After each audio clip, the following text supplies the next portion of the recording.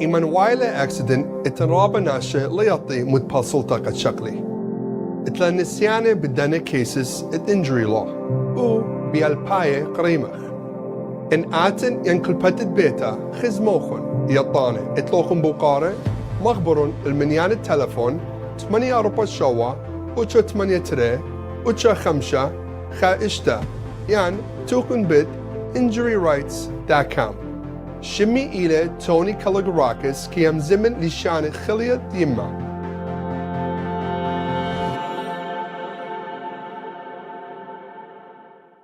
Hello everyone, Shlama Lochon.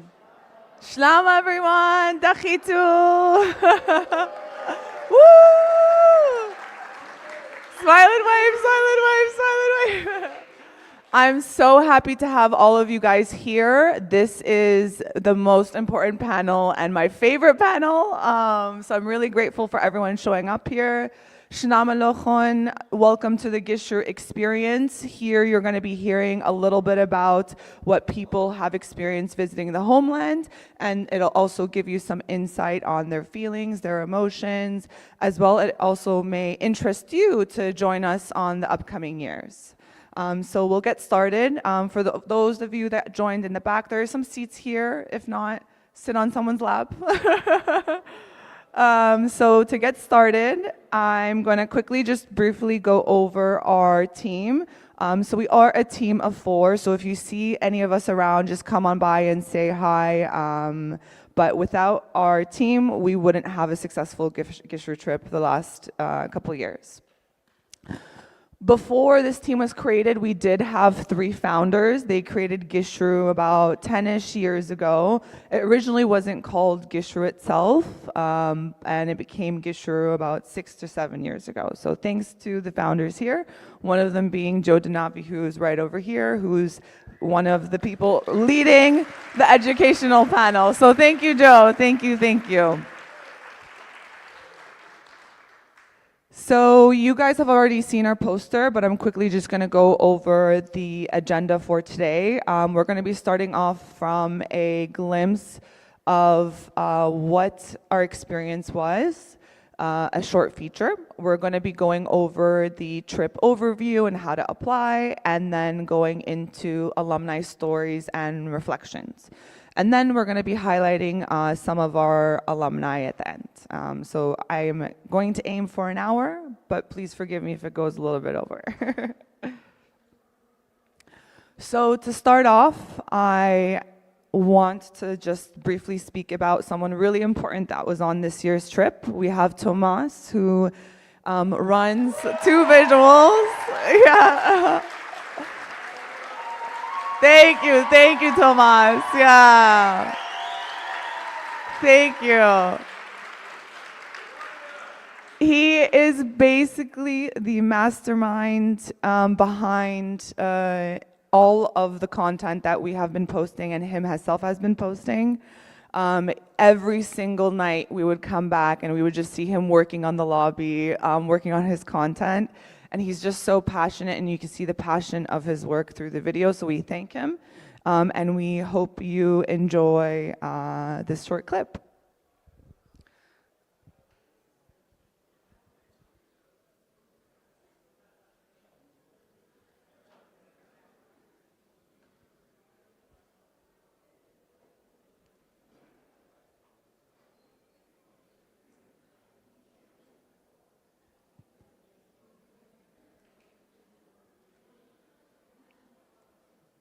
Sorry guys, technical difficulties, obviously.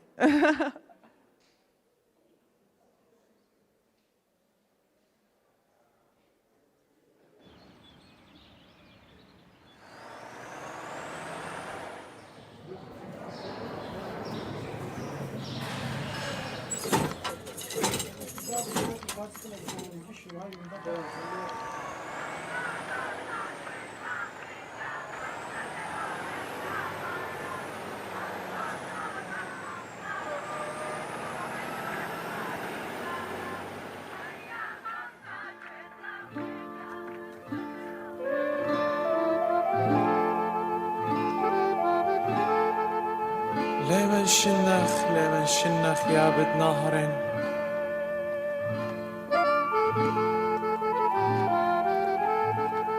دمي بجارة شو دقيقة شمخ تخرن وطن صوتا عتمو غيبتي بيق بزمرن دردخ جوري بيومت موتي دبي بطمرن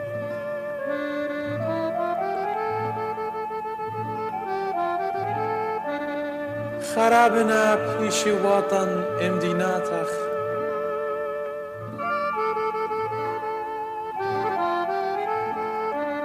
دمت خشيا مجرويين النارواتخ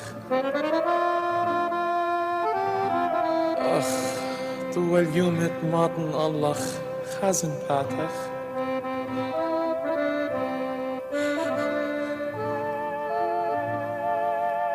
سيب الطور بيسقن شالن جياك جيخا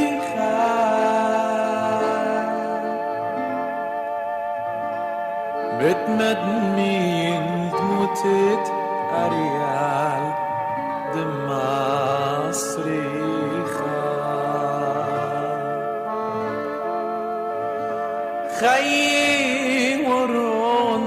شنتت لالا لابن ميخا الخير وتغياب النهرين اللي بيخريخا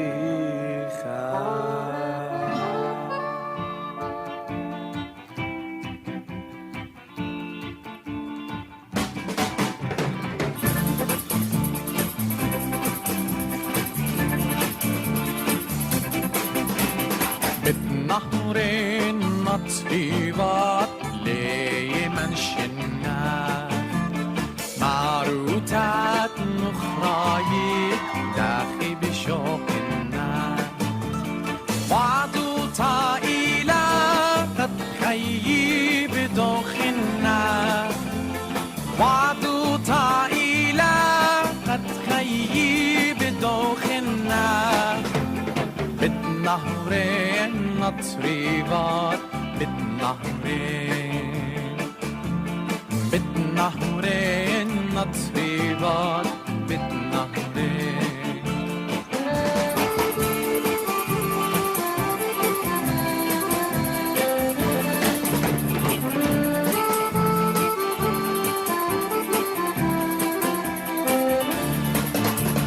أخر اختب مشتنا ميزكايا جانيدو خبودنا المدخاكا مايا قد ما سيخيبروني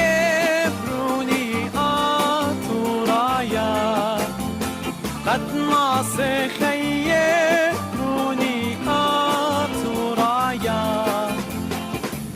بالنهرين نطريغات بالنهرين بالنهرين نطريغات بالنهرين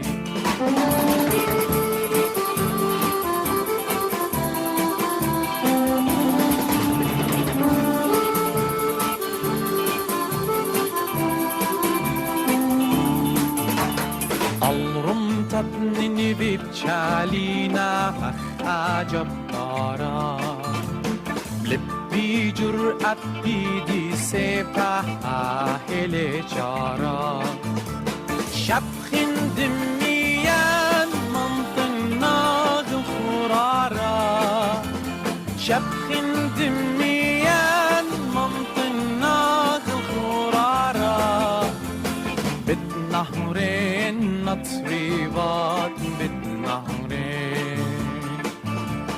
بالنهرين نطريبات بالنهرين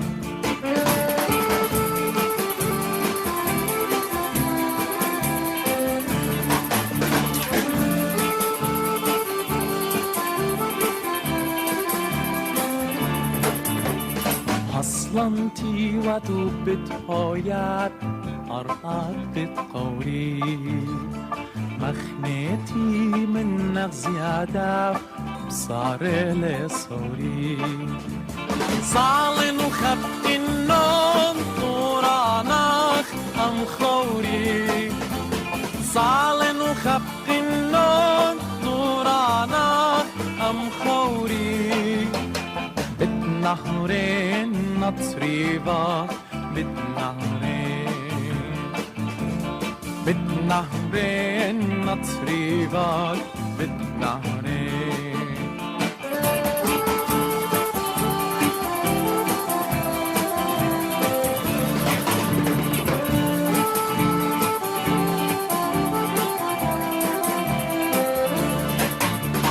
جوباتي للدبيرة واليوم جل طرقا بتمتشخن وبس مني قدمي مرأة خيش ما يخلف وبريش كي أرقى خيش ما يخلف وبريش تي أرقى بالنهرين نطريبات بالنهرين بالنهرين نطريبات بالنهرين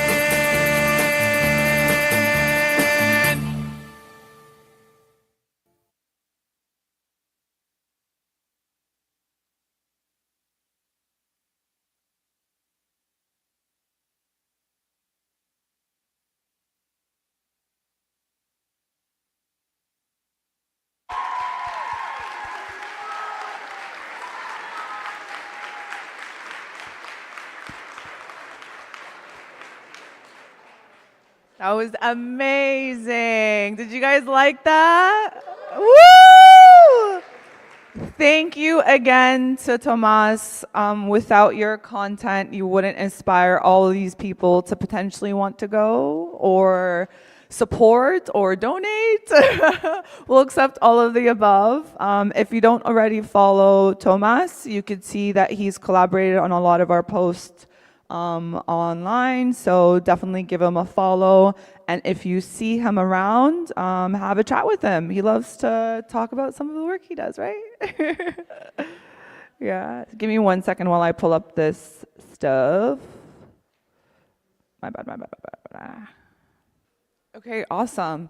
Well, welcome to this year's 2025 panel. I'm going to be starting off by going over some practical information about the trip itself. So in regards to what the trip is, we do have a mission statement that we kind of try to follow by throughout the whole trip and post-trip itself. We want our participants to reconnect with the homeland. That's the main goal that we want everyone to step away from. We want also our participants to get some cultural awareness of some issues that are happening in the homeland, some traditions that we may not know, and the history that we'll get to see firsthand. From all of that, that ends up turning into a learning and sharing experience. So what you learn in the homeland, you basically bring back to North America, to Europe, to Australia, and you educate the people around you on what you learned and what you liked and what you didn't like. Now going into the trip breakdown, it's kind of broken down into three major components. We do go around Khabnisin, so that's the main thing. Cultural events is what our main focus will be. We will attend Khabnisin and we'll also attend local festivals in the community to give you that sense of culture and community when we're there. We also have an aspect of religious and historical educational learning. We'll visit ancient Assyrian ruins, we'll visit old churches, we'll visit monasteries, we'll connect with religious leaders and scholars. So that is where you history nerds will probably love. And even if you're not into history and learning, you will be after this trip. Now going into community involvement, we do connect with local organizations. We learn from them, they learn from us, and we also assist those organizations when we're there, whether it's from doing projects with them or giving them monetary donations. These are some of the locations that we actually end up visiting. It does sometimes change year by year depending on what's new, what's popular, or are we able to actually go to them. But we end up starting the trip off in Erbil, which is where we land and where we depart. That's where the international airport is. And then we go to Nahadra, which is known as Dahuk. That's about 2 hours up north. And then we stay in Nahadra majority of the time. Surrounding Nahadra, you'll have some of the most popular villages like Barwar, Sapna, Nala, Al-Qush. So we keep Nahadra as our main hub where we'll stay and then travel to those following sites as well. Now when it comes to logistics for the actual trip, the trip itself costs $1,200 US. So it's a really affordable trip, especially when it comes to what is included in everything. The costs for this trip basically will cover hotel accommodations from when the trip starts to when the trip ends, which is around 13 days. It also includes local transportation that we do hire. So we hire drivers and they're coasters. A coaster, if you don't already know, is a small little in-between from a van to a bus. If it's about 24 people, they're with us from beginning to end and they end up becoming our family by the end of them. So we cover those transportation costs. We also cover the costs of all visits to cultural, historical, religious sites. So sometimes there may be donations we may need to give, or there may be entry fees, or we may need permits. We cover all of those. Our main trip cost, though, is donations to everyone that helps us throughout the experience. Every village we go to, every person we interact with, every guide we hire, we give a donation on behalf of everyone. What is not included is dinners. We cover breakfast and lunch, but dinners are all on you guys, as well as personal expenses. Sadly, we will not be doing your shopping for you. It's all on you guys. Souvenirs, extra activities, shopping, all on you. What we do recommend is that participants bring a minimum of $500 cash. That usually covers the dinners, the shopping, the enjoyment. I heard someone say it's not enough. Maybe it's not enough. So if you're officially, we say $500. But if you do go out a lot and you enjoy dinners and you want to buy obviously a lot of souvenirs and gold, then obviously bring more. It's up on you. But we say 500. Now when it comes to logistics itself, we basically plan everything minus booking your own flights. Flights are on all you guys. You have to book your flight in and your flight out. That's not something that we cover, but we'll help organize who's flying from your state or from your country, so you guys kind of group together and fly together. as well as local transportation. That's all on us. The only time transportation is on you guys in the homeland is if in the evenings when we have free time, you want to go visit family or you want to go shopping or whatnot. We'll still assist you in finding you a driver, but we won't help you in paying for that. And then accommodations, I kind of already spoke about this. So hotels are vetted by our local partners. So we usually tend to go to the same hotels. They have security. We also have a curfew. So it's pretty safe and secure when it comes to where we're staying. And we stay in hotels the whole time that we're there. The only time that people will actually be staying overnight in villages are the alumni. So that's something that you could potentially consider if you want to come back and have an overnight stay. And when it comes to meals, breakfasts and lunches are included and loved by everyone on the trip. Breakfast is by the hotel, lunches is usually done by a local village. So I hope some of y'all are interested in what I'm saying so far. And if you're not, I'm going to go quickly over it anyways. So what makes the participant an ideal participant for Gishru? We want learners, enthusiastic learners. We want team players. We want someone who's curious and wants to learn. Someone who is adaptable and resilient, and someone who's community oriented. So if you think you have any of these traits, or you have traits that I may have not listed and you think they might be interesting, I do recommend you guys apply. Those are the candidates that we look for. It is a competitive program, I must say. We have up to 400 applicants this past year, and we only took about 135. So I do recommend taking the application process seriously. We have an application that's going to be opening up on September 6th. Submit the application, fill in your answers correctly, take the interviews seriously, and, we'll go from there. As I mentioned, this year we took 135. The year before we took 64. The year before that we took 32, and I believe the year before that we did even less. So as you see, we're almost doubling every single year. When it comes to this group size, we don't know. Hopefully 135. Anything more, I might have a panic attack, but we'll see. With modifications, yes, with a lot of modifications. Yes, to still keep the small group of experience. We'll potentially be splitting up everyone into groups, so everyone gets that small, tight-knit experience while they're all this trip, while still having the opportunity to take as many as we can, since so many want to go. When it comes to one of the only stipulations for this trip is we have an age restriction. I know a lot of people are really sad about this, but we want to bring 18 to 40 people only. Not to say if you're over 40 you can't come, you just can't come with us. There are, sorry guys, you can still go to Iraq, you just can't come with us. But we're fortunate enough to have another organization, which is one of our partner orgs, which is the Assyrian Aid Society. They run their own trip for people who are interested in going. So if you're over the age of 40, I recommend following Assyrian Aid Society of America for more content. We do actually see them a lot during the trip, so we'll cross paths and get to hang out with them. So if you're over the age of 40 and want to do that, join them. Or if your parents want to come with you, you join Gishru and your parents join the Assyrian Aid Society trip. A lot of people have done that in the past, and it's really cool to meet, get to experience this with your parents, but not really with them the whole time.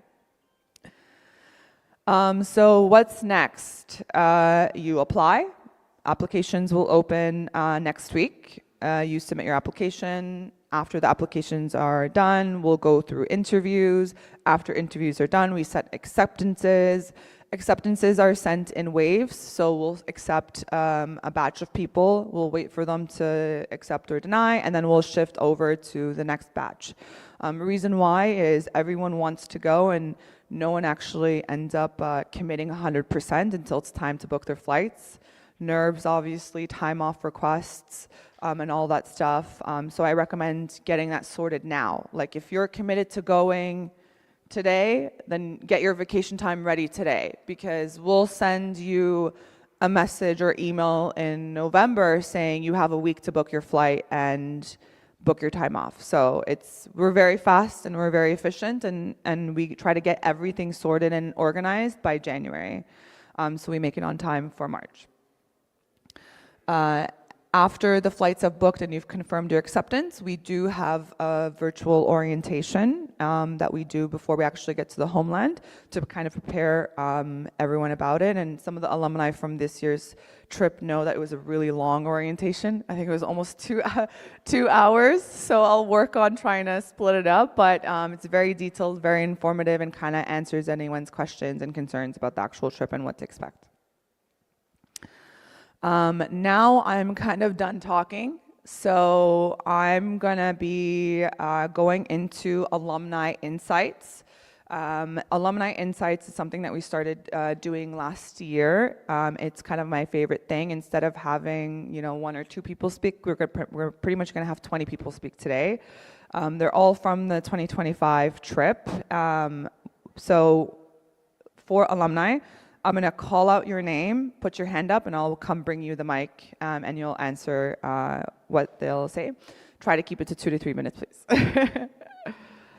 So first, it's going to be Joe.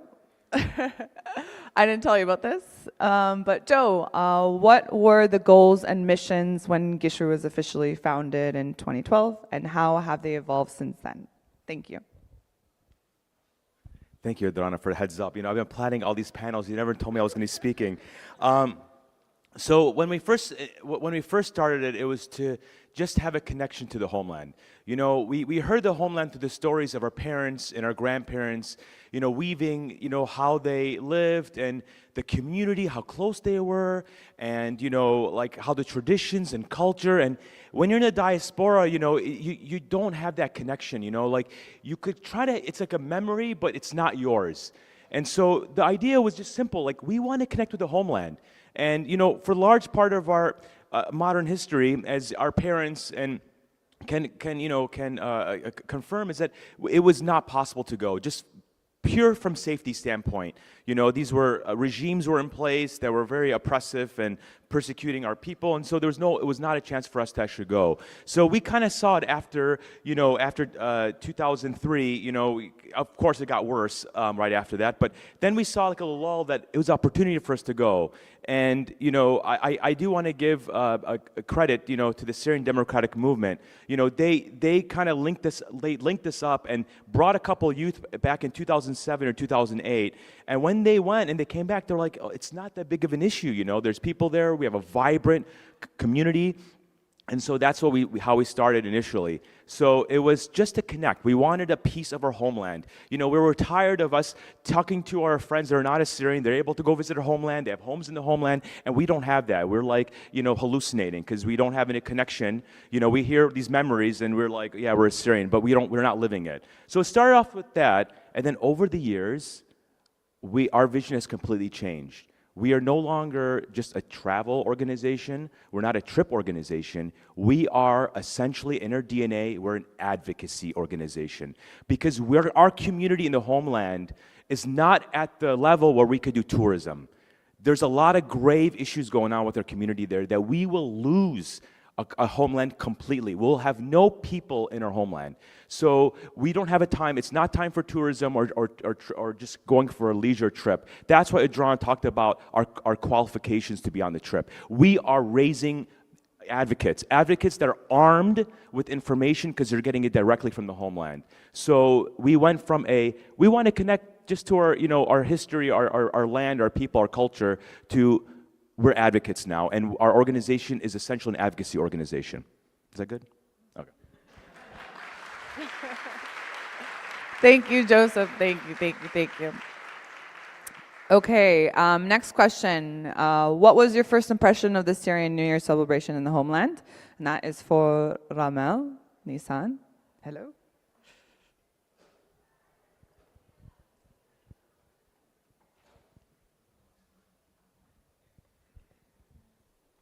Hi everyone, my name is Ramil.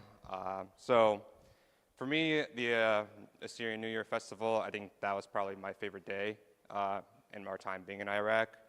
for me, it was kind of the day when my perspective kind of shifted and it kind of clicked on the importance of being in the homeland. So my first impression was just how much pride the Assyrians there have in celebrating their culture and how much love they have put into celebrating our culture.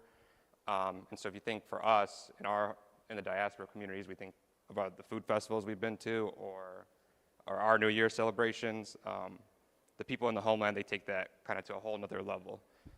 And so for me, that was really inspiring to see. And what was really inspiring on top of that was all that love they put for the culture, despite all the hardships that they face living in the homeland. If you guys see in Tomas's video, there's the Assyrian flag with all the blood on it. That was because someone during the New Year's festival was actually stabbed from someone that had extremely religious views.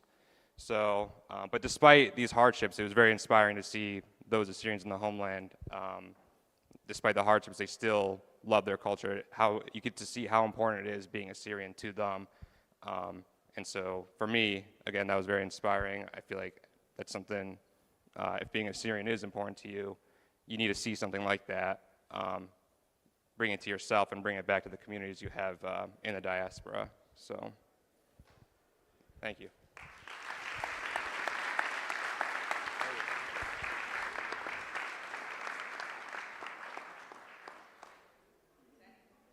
Oh, sorry. We have two mics. Next one is, how did interacting with locals during the New Year celebration impact your experience? And this is for Dina. Or Danny, want to switch this? Oh, what? It's a mic. Test. Okay. Hello, everybody. My name is Dina. I went on Gishru this year, and I was really excited when I saw this question. It's very niche to my experience, and I knew I had to answer it.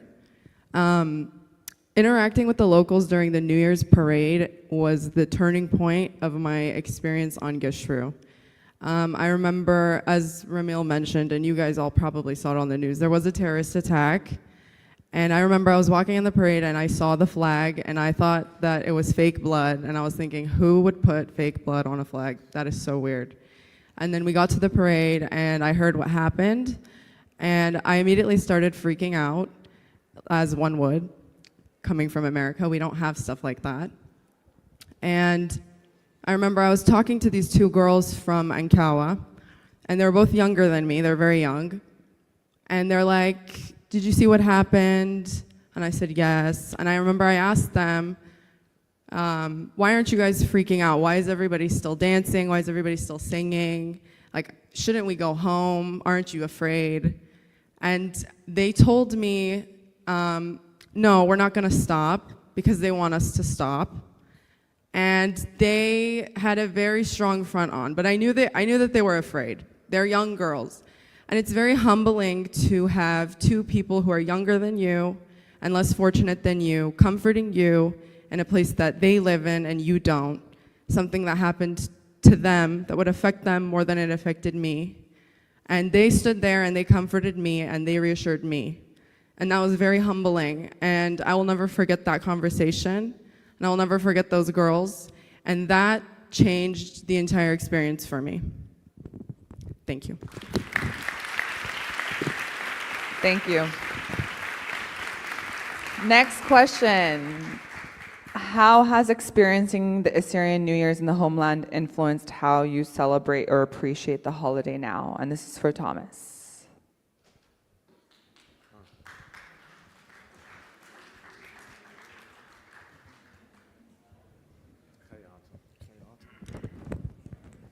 Hi, everyone. My name's Thomas.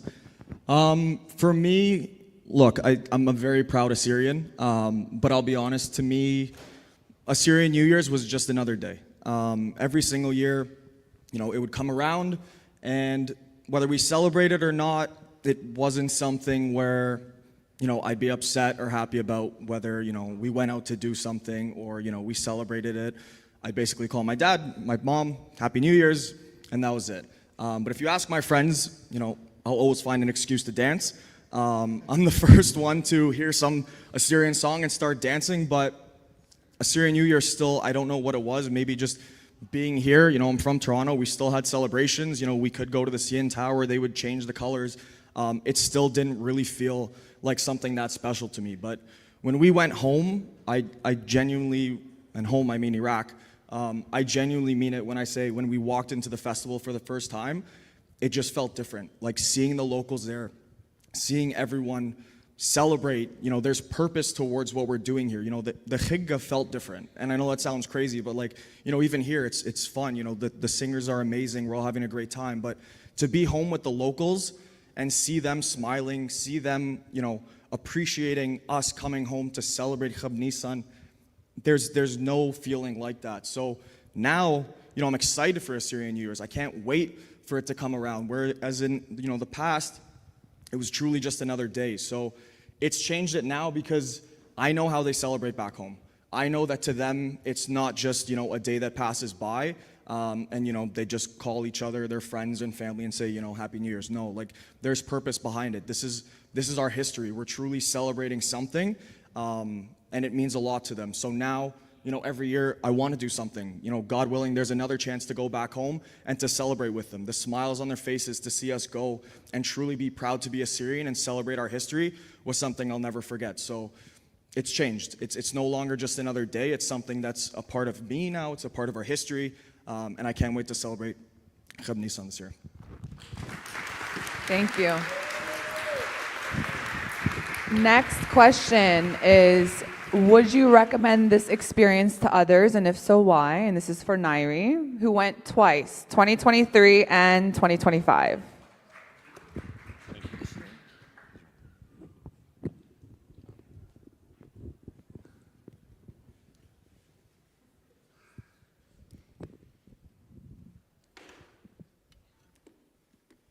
Thank you.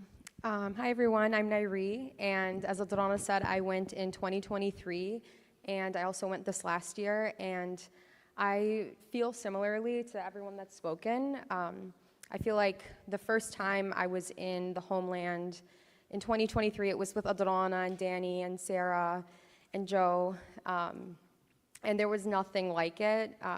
I like daydream about that day, even till this day, even when I was there with the mountains in the back and Ashur Batsargis singing and the energy in the room.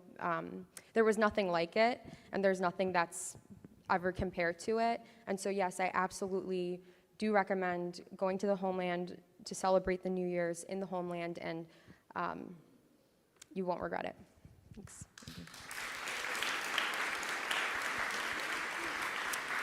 Next is, how did visiting the villages deepen your understanding of our Assyrian heritage and tradition? So this is for Sarah, right over there.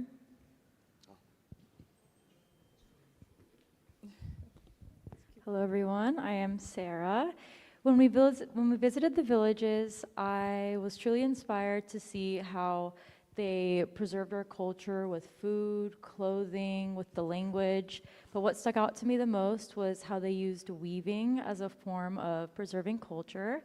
When we went to the village of Barsive, we saw how, and we learned how they were using the womb to create fabric, and this was traditionally done by the men, which is not what we see in other cultures, so that was awesome. And they used this fabric to create the beautiful Julu Khumale, and seeing that whole process from start to finish was so inspiring to me, and it showed to me that preserving our culture doesn't have to be something huge. It can be through small tasks, such as learning how to make a traditional food dish, and like this is your dish that you bring to every event that you go to, and like, oh, this is Assyrian, or wearing your name on your neck in Assyrian, and it'll show to people, hey, I'm Assyrian, like this is my name. If you can read it, hey, you know my name now. But it's just small things like that, and in the villages they showed us like you can just make your identity what it is to you. It's very personal, and I love the villages. That was the most important part to me. Thank you so much. What challenges did you observe that the villagers face, and how did they address them? This is for Marcel.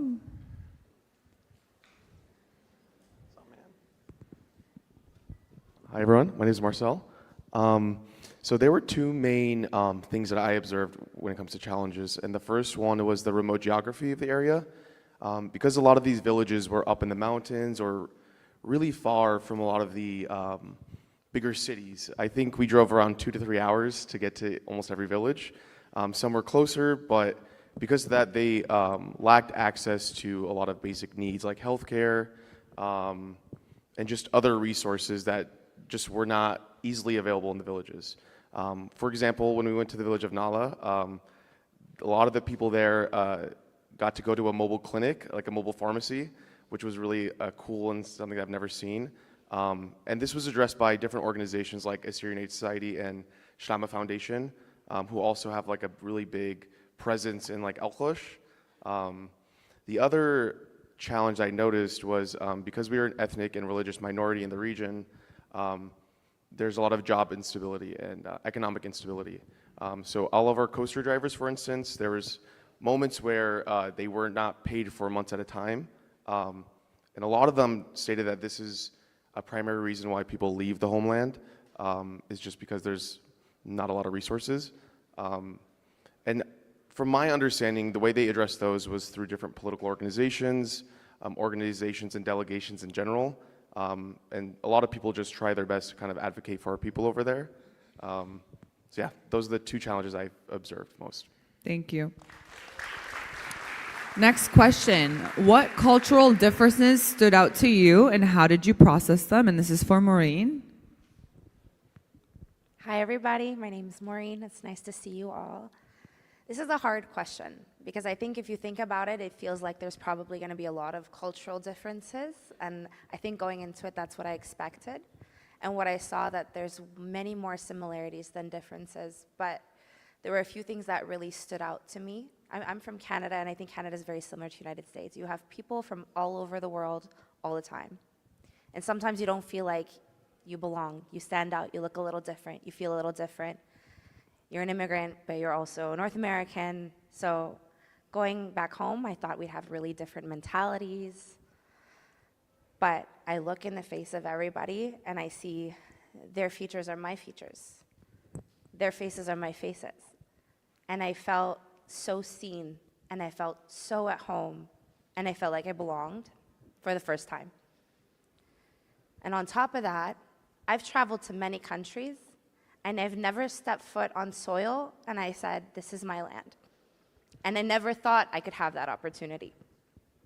And for the first time in my life, I was like, my ancestors are buried here. We're from here. And I was like, is this what Europeans feel like? Like, they go to Italy and they're like, this is my home, but there was something so powerful. And you think maybe they'd be sad, they're having a hard time. They're so happy to see us. They're so happy to show us where we're from. And they just have this fire inside of them that is so inspiring. You go to a church and there's a presence in the air. You go to a village, it's just, there's something everywhere. It's so beautiful. It's just, there's no cultural differences. There's maybe some adaptations as a North American. You know, they want to make us feel very safe and very protective, so I can be checking in on you a lot. If you're a woman, nice to have a guy walking with you, but you're taken care of. They're not cultural differences. And then you think maybe they want to leave, you know? We have a lot of privilege in North America, and they don't. They want to stay. And they said, we want you to help us stay. We want you to come. We know it's not realistic to move, but you know what'll help us? Come for 1 week, come for 1 month, come for 3 months, just come. That helps us because we're here. And they want to show we're here. We're loud and we're proud, and that resilience is something that we see within our families, but seeing it on a community level it's something so special. So if you're thinking about it, you really should go. Thank you. Next one is, were there any assumptions you had before the trip that were challenged? And this is for Ramona. Thank you. Sorry, we're Canadian. So before I went to the homeland, a major misconception that we have all heard was that the locals wanted to leave Atra and come and live within the diaspora, as Maureen just touched upon this. But boy, we are definitely wrong about this. In Nala, we met a local, Shmeyana, and she told us the story of her father, who has been fighting for the Assyrian independence of Nala for the past 14 years. And thankfully, we can say that he was officially successful. And he was fighting so that there isn't Nakhraya and there's not Qurdaya that are infiltrating and living within our own Assyrian Mitwate. Her story was one example of the deep resilience and determination that the people within Atra carry, and they're carrying that for us.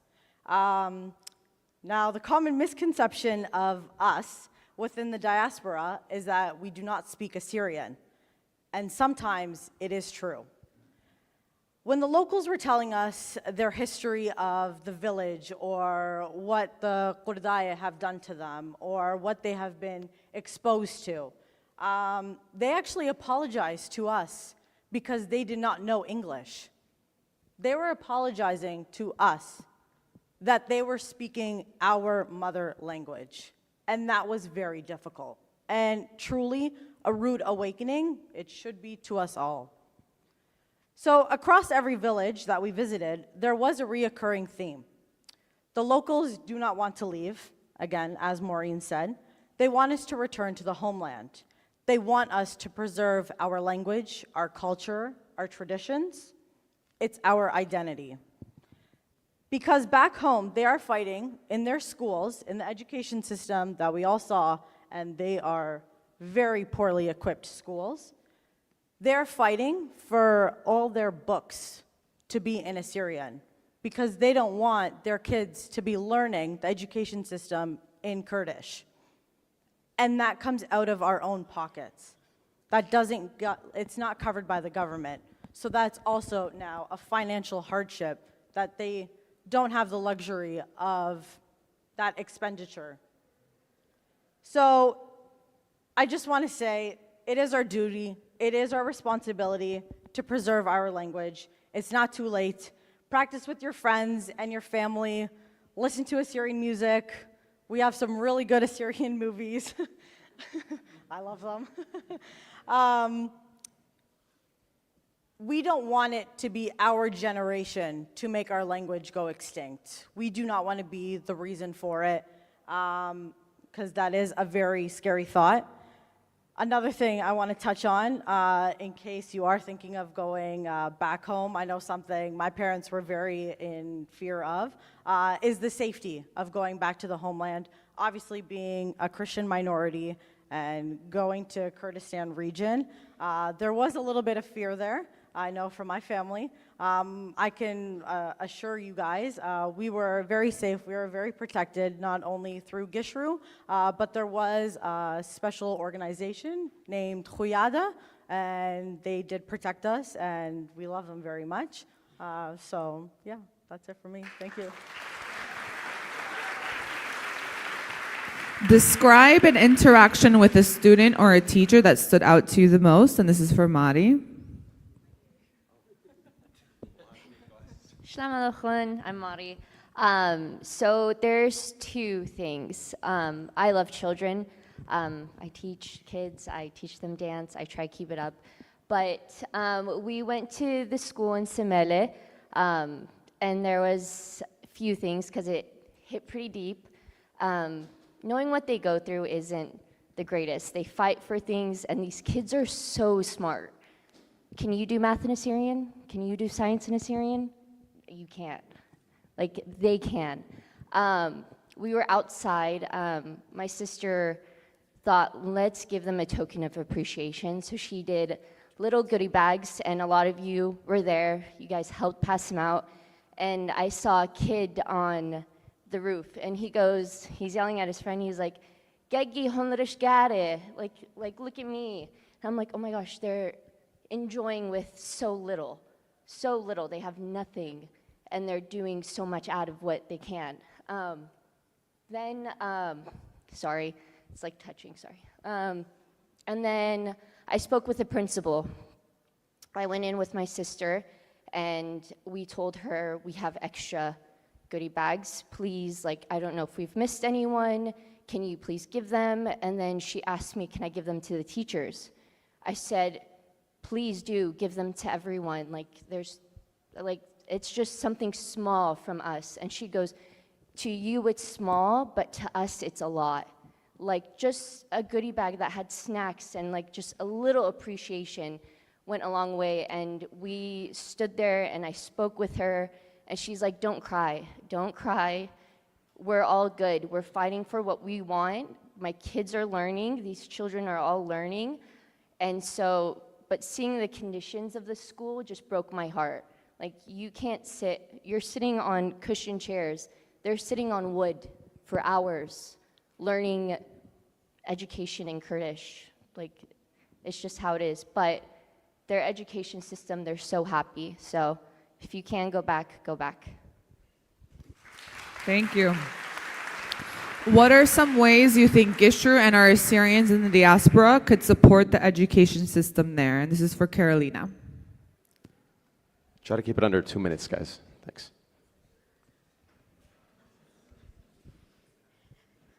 So I think going to the schools, we can all collectively agree that everyone who went on the trip was probably one of the most emotional moments for us. Realizing that, I mean, we're all in the West, right? We have education programs that literally are so well designed for us. We have schools that provide support, that provide books, that provide resources. One of the hardest moments was walking into the schools that we went into and seeing that our kids that are so insanely smart, that literally speak 4 or 5 languages each, don't have the available resources to take them to the next level, including something as basic as their desks. Their desks are falling apart. We take things like that for such granted in our communities because it's not something we would ever honestly see. They don't have books, they don't have desks, they don't have real resources. Their teachers don't get funding. We're basically like the outcasts over there. So their teachers are not getting the funding to provide real education to the students. Meanwhile, these students are doing it themselves. The teachers are still doing everything in their power to provide this education, but they can go months without being paid. When you go months without being paid, how motivated are you? You're trying to keep your family alive while still providing these kids the education that they deserve. So in the diaspora, I think there are a lot of things we can do. For example, the Assyrian Aid Society has the Adopted Student Program in Iraq, and we can provide funding to them so that they can help our youth there. Along with, I know the Assyrian Social Club is also trying to provide a scholarship program so that our kids that are graduating high school can have universities to go to and not have to pay for it themselves and not have to think about it themselves. Getting involved in that way and in tech as well so that we can connect with them. Computer labs are super important for them so that we can connect with the youth and actually do our part for their educations as well. Thank you. What insights did you gain about the role of religion and Assyrian culture from visiting these sites? And this is for Hasido. My boy. Go easy on him. All right. Hello, everyone. My name is Hasido, aka Enlil.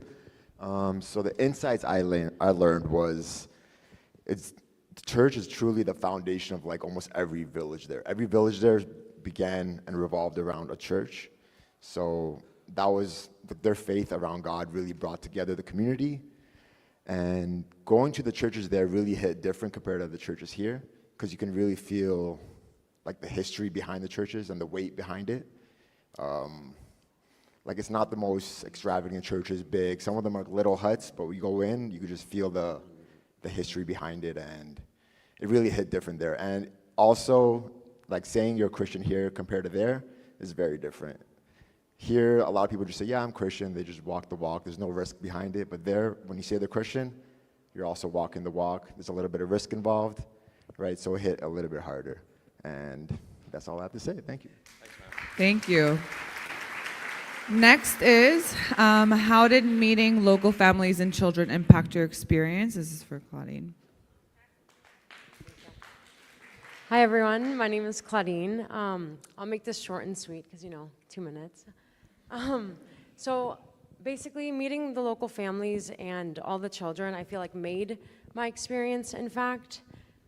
There's actually a story I want to share. It was in the village of Gundakosa. There were 2 girls that came up to me and they immediately just started talking to me like I was their friend. So they were like, my uncle lives on top of the village, let's go visit his house. So I was like, okay, let's go, And so just feeling the warmth that the families provided, I felt like they were my own family and that I had known them for such a long time. So it was such a good experience. It made me feel so connected to my roots. And I honestly, if you're thinking about going, I would say don't even hesitate. I think everyone deserves a chance to go. So, yeah, thank you. What did you learn about the daily lives and challenges faced by the families and children in the community? And this is for Deanna.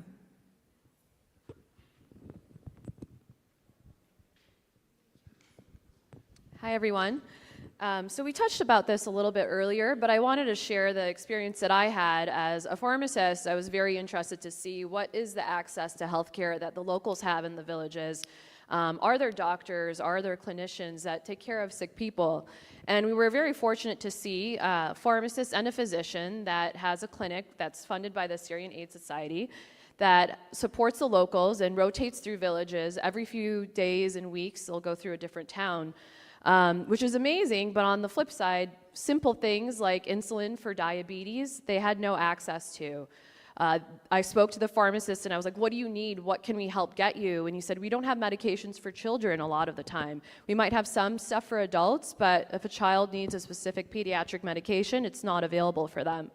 In addition, personnel, they have a lack of support in these medical clinics. There's one pharmacist who's maybe in his 80s, and I asked him, do you have any help? Do you have another person you work with? And he said, it's just me.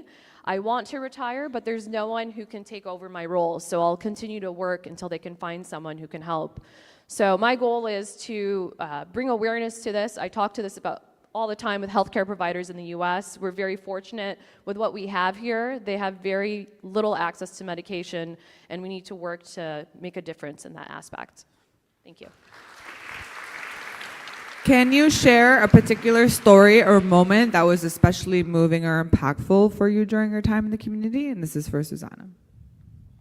Hello, everyone. I'm Susanna. Before the trip, one of the things I was like, I want to be prepared for the trip.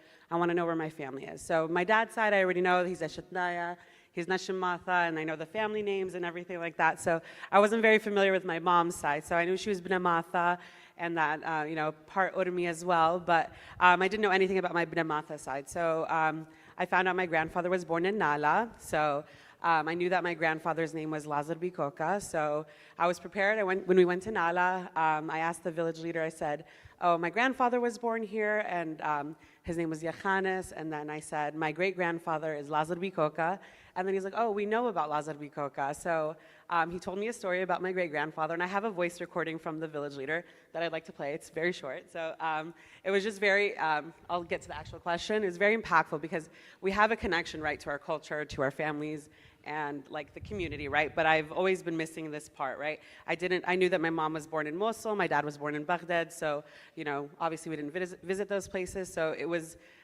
very impactful for me to find this connection to Nala that I never knew I had. So I will play that recording for you guys real quick.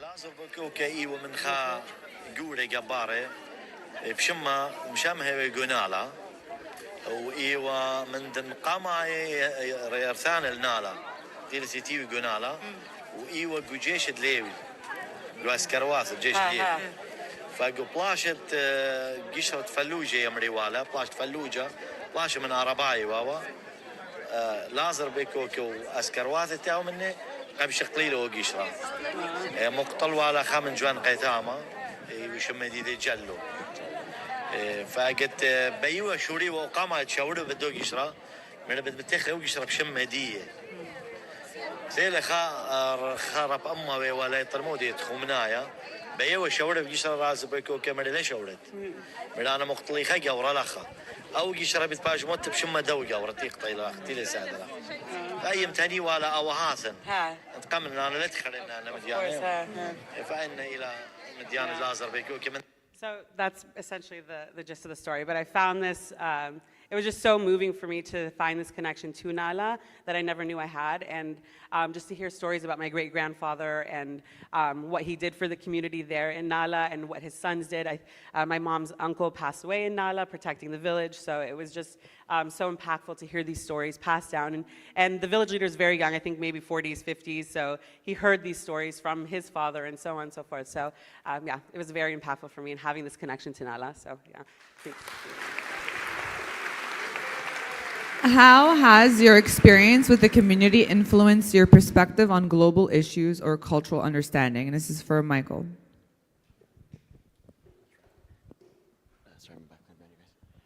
Hi guys, my name is Michael, and before I get to the question, I just want to talk a little bit about the community that we saw. If I could describe the community in one word back in Atra, it would be khubba. I could talk about the coaster drivers, one in particular being Shlemon, who has been driving Gishru since the beginning. And when we heard his story about how it was originally him and his brother that were driving us until his brother sadly passed away, and how he continued on with a picture of his brother in the coaster just for the love of driving around our people that want to return, there's that. I could also talk about how some other cohort talked about, they don't have much. They don't have the luxuries of basic necessities that we have, but they still live very happily. They make the best out of it. A lot of us were fighting back tears in the school, hearing kids with, when you see their conditions, singing with all their hearts, all the joy just to entertain us, and then them looking at us like, why are these grown people crying? We're just happy to see you. Talking about the community as well. So we see all this, all that, and as well as the people I went this year, I see past Gishru people here as well, so they could speak on this. When you come back, you have this, first you're depressed, you're back home to the realities. But then you see, you're like, okay, what do I do? And how Joe talked about in the beginning, it has that fire for advocacy. If you're Tanaya, you go there, you have a little campfire. It becomes a wildfire coming back. So then it's a mix of how do I get involved? What do I do? What can I do? What can I do that's different for these people? And yeah, I could go on for hours, but I'm on a time limit. So thank you guys. Thank you. How has participating in Gishru shaped your Assyrian identity? And this is for Samantha.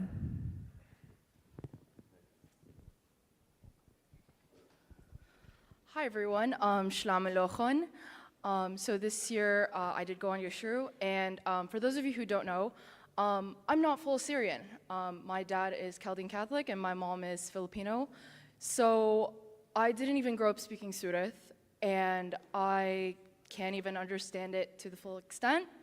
And growing up, I just kind of felt like I didn't belong in my own community because I wasn't Assyrian enough, or my mother wasn't Assyrian, so therefore I just didn't feel like I belonged. And I was faced with this challenge of my identity because why would I want to identify with a group of people that just didn't make me feel like I belonged? So when I applied on Gishru and got in, I did have this fear that I would struggle to navigate through Atra, and that I would be rejected and shunned because, again, I just wouldn't feel like I was enough. But the second I got to Erbil, and the second I entered the hotel and was greeted with, "Welcome home," I instantly felt so much warmth and comfort.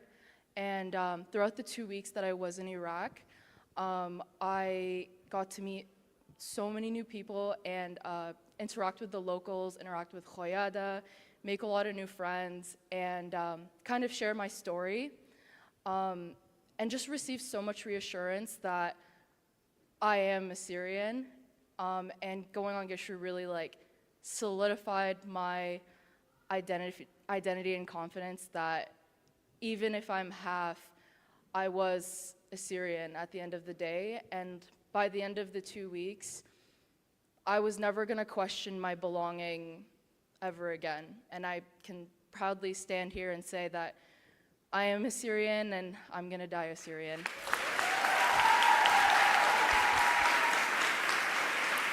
Thank you for that. Next is That was hard. What surprised you the most about being in the homeland? And this is for Morel.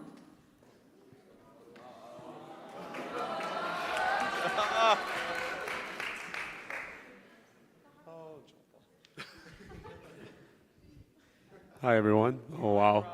Hi, guys. Hello. It's going good. Very happy to be here. So what surprised me the most about being in the homeland, first thing I can say, if you guys kept up with Gishru on social media, you all probably had FOMO. How much I enjoyed it. We had such a great time when we went to our homeland. It was really nice spending time with the locals, exploring the villages. To be honest, when I travel, I'm normally not going to a village. It's not really my vibe, but in Iraq, it was the vibes. It was nice to be able to put the pieces together of what our parents told us about growing up, you know? So they would tell me, so I'm first generation, you know, born here in the States. It was nice being able to see like everything that they told me about, going and seeing it in person. Another thing that surprised me the most is, man, I never got sick of these festivals. Every day we were going to the festivals. We had FOMO if we weren't going, huh? Akhlat and Barkak and everything was hurting. But we were still going and we had the best times every day. Besides that one night I fell asleep. If you know, you know. You guys remember. And honestly, another thing I know, especially for the parents here, if you're concerned about sending your kids, it's less safe in the States than it is there. It really is. Especially, I'm from Detroit. I always go to Chicago. It's, you know, you feel safer there, to be honest. Especially with Khuyada, God bless them, love them. Well, one last thing is the relationships that I built. I didn't go in expecting to make a gazillion new friends, family, finding out my cousins, front and center, huh? Yeah, those are my cousins. But yeah, the relationships I made with everyone, and I would love to go back every year. And so, the question about Khab Nisan, I'm celebrating Khab Nisan every year in Iraq. That's what we're doing at. Yeah. Thank you. Did your sense of community or responsibility change after the trip? And this is for Belbra.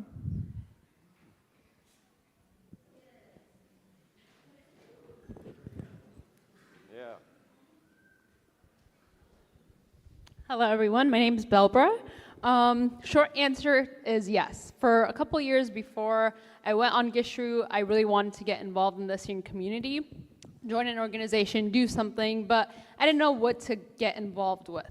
So my cheat code, and Dan Dooney actually interviewed me. He was like, why do you want to go? What do you want to get out of it? I said, I want to see the organizations that are out there and kind of see if something feels right for me to join.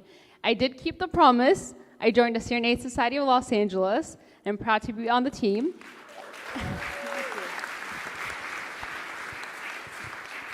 So this question was tricky because it keeps me up at night. The thing is, everyone knows our homeland is, you know, not in the best shape it's ever been, but I think we all as Assyrians need to double down, triple down, quadruple down on everything we've been doing, and anything we do is not enough. I think we all need to support the people that are out there. If you're already donating, it's not enough. Let's do more. If you're already putting your time and effort in any organization, this is the crucial point that we do need to get our land back, or at least some part of it, so we could continue.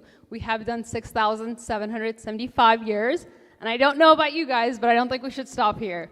So, Khaya Atur, let's keep it going. Love it. Thank you. Have you taken any steps to support the homeland or diaspora community since returning? And this is for Sarah.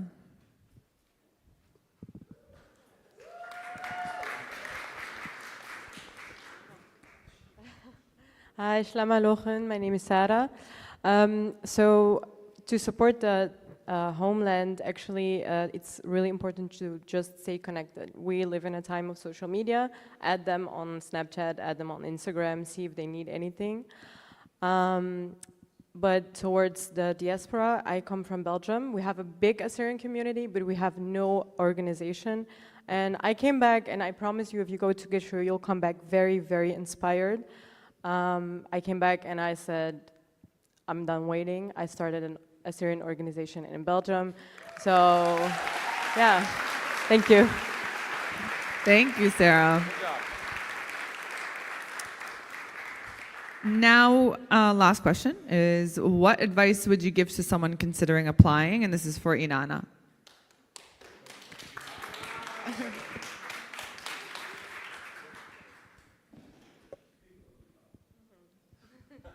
My advice is just go.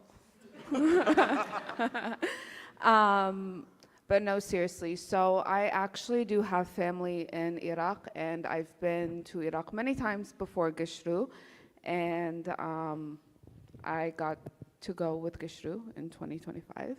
And I can honestly say that the experience is completely different. Like the knowledge that you gain, the friendships that you make, the feeling that you get just being there with a bunch of people that haven't experienced it with you, it's just a lifetime feeling, and it's very surreal. And honestly, if you're thinking about it, just do it. Just go. You will have no regrets, and you'll love it. Thank you, thank you. I'm gonna also just piggyback off of that. I went with Gishru in 2023 for the first time ever, but that wasn't my first time in Iraq. I went with my family beforehand, and my first time with my family, I actually hated it. I never wanted to go back, so, but post Gishru was the best place. Now I vacation there all the time. So that concludes the alumni interactive part of our session. I hope you guys enjoyed it. But before we step off to the next part, we only heard from 20 alumni, and these are all from 2025. But I do see other alumni in this room. So if you are an alumni, just raise your hand, just so everyone gets a look. We got people from 10 years ago. We got people from 8 years ago. 2025 here. So thank you to those who have joined us in the past and those who've joined us this year, and for sharing your experiences. If you see the people around that have raised their hands, ask them about their experience, okay? I want to do a shout out. I'm going to do a takeover. Okay. Is that a thing, like a takeover? Okay. I mean, they were pioneers. I mean, they were not just alumni. You know, I see Sonny Rule. He was one of the OGs that came with this initial. Thank you so much for coming, Sonny. Like, he was one at the beginning. I see Narden. Like, so we're so proud of you, Narden, all the things you've done for Assyrian advocacy and putting our name out. And so I saw Edessa and Asher earlier, like, and Atarai over there, one of the original person. He actually helped select the name of Gishru. So, you know, Marty in the back, Margaret, I mean, I'm gonna miss a lot of you, but you guys were pioneers, and because of you guys, you know, we have Gishru what it is today. And besides that, at this stage of an organization, and I'm involved in a couple different organizations, for it to still be all volunteer run is amazing. And, you know, thank you to Adrana and the rest of Gishru. You know, they are doing this on their free time, and as you know, with the cost of living and all the stresses, it's kind of hard to find free time. And they've dedicated for Gishru and this mission, and so we can't thank them enough. Thank you so much.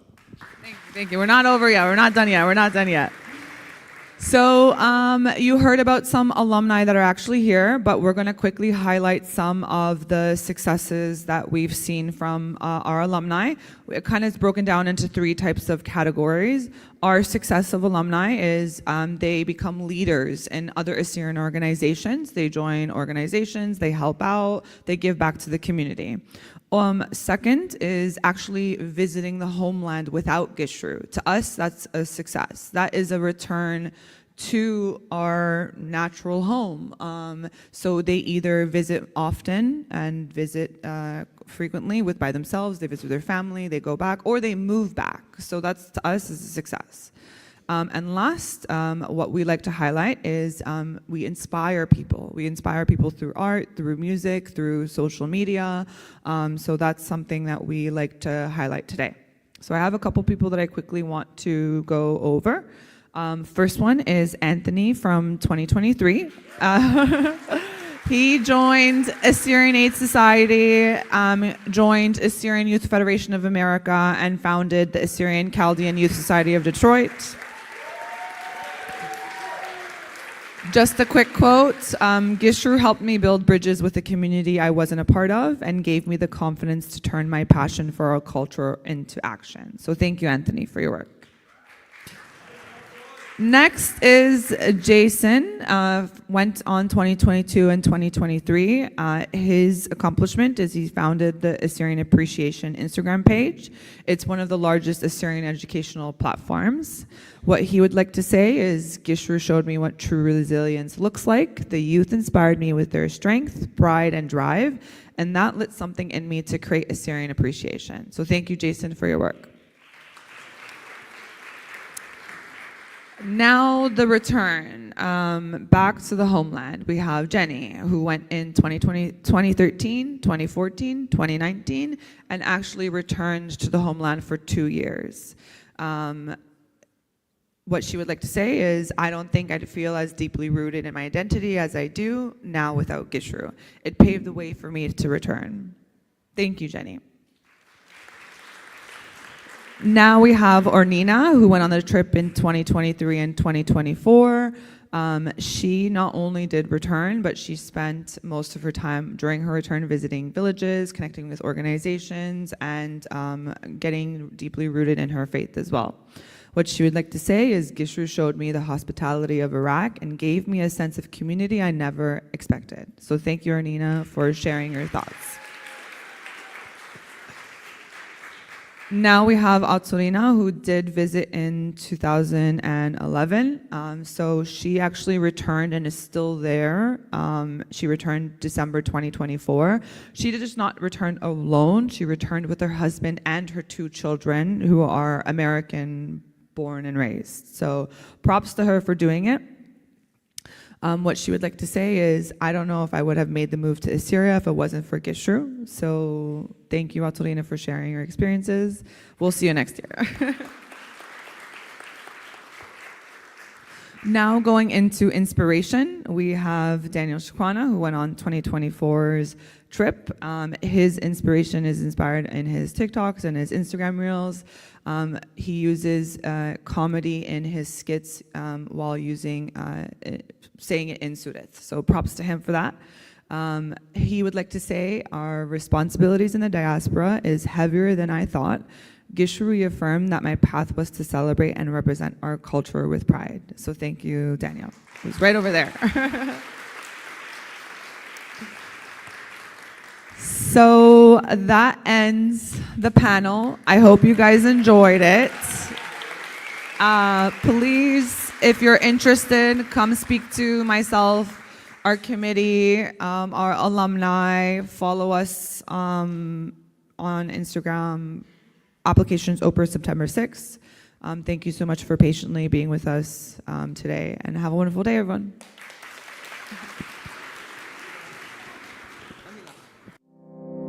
إيمان وايلة أكسيدنت اتنرابا ناشا ليطي متبال سلطة شكلي. اتلا نسيانة بدنا كيسس ات injury law. و بيالباية قريمخ.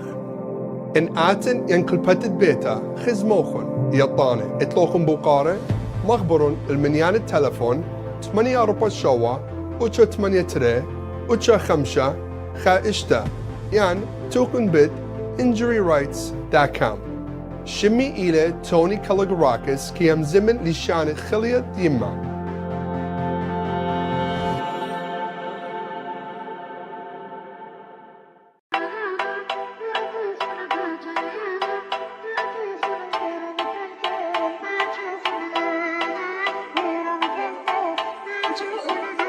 Hello,